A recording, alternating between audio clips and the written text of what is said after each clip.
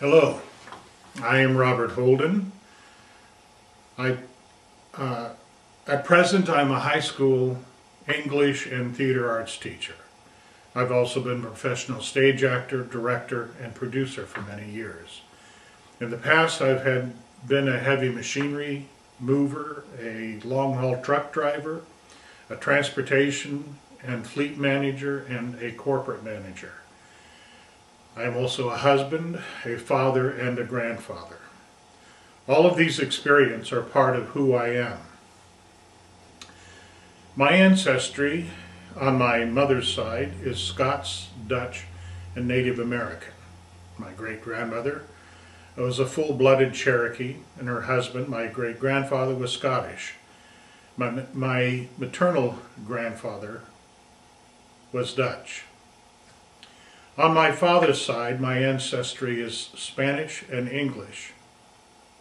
In fact, my great-great-great-grandfather was the 4th Earl of Holden, which is an earldom in England, who, not in line to inherit the title, came to America, staked out a large land holding in what later became Texas, and built a cattle business.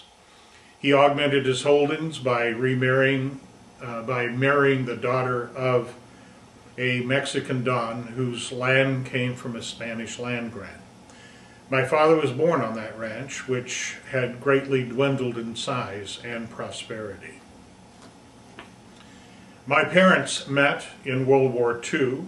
They knew each other for about 3 weeks before they ran off and got married. My father was 19 and my mother was 14 at the time. Here is a picture of my mother when she was 14.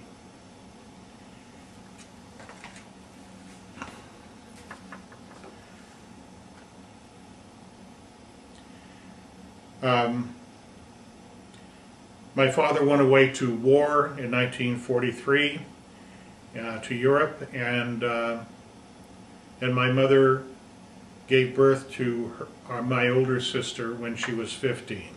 I was born in 1948, 2 years later, after my father came home from Europe. My little sister was born in 1949. A year later, my parents were divorced, and my mother raised 3 kids on her own without any help from anyone. My father was a deadbeat dad. My mother quit high school as a freshman in her freshman year to get married. My father quit school at the end of the 8th grade, which was what most boys did in Texas at the time, and he went to work on a ranch. My little sister and I both went to college and received degrees. I also received an advanced degree. Besides one other cousin, we are the only ones in our family who ever went to college. Although my mother did not graduate from high school and never stopped learning her whole life, she worked 2 jobs and supported us, and still managed to go to night school 2 nights a week until she became a dental assistant. And then while working as a dental assistant, she continued going to school and graduated from art school and became a commercial artist. At the time that she retired, she was one of the highest paid commercial artists on the West Coast.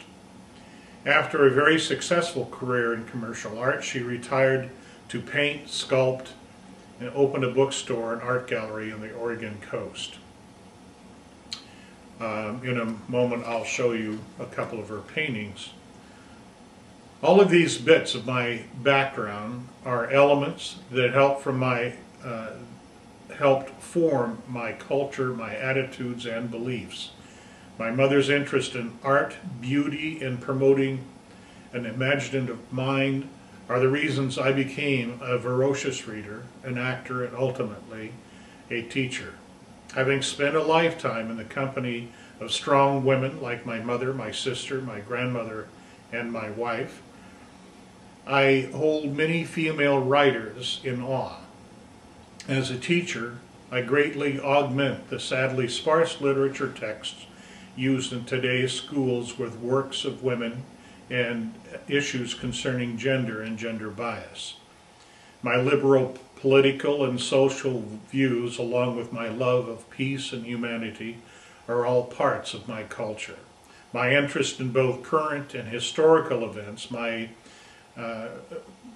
fascination with other people and places, my lifelong belief that there are more similarities between an Indian in the deepest part of the Amazon rainforest and the president of Harvard University than there are dissimilarities, are all parts of my culture and who I am. My mother's tenacious refusal to accept the cards that life had dealt her and to scratch and scrape her way to achieving her dreams has been the inspiration of my life. What I have learned in life, I have tried to pass on to my children and to the students in my classrooms. This is one of my mother's paintings. It actually won first place for still life at the Seattle World's Fair. This is another of her paintings she called Birches. This is a painting of one of the great ships that she did. She painted many pictures of sailing ships. It was quite an interest of hers.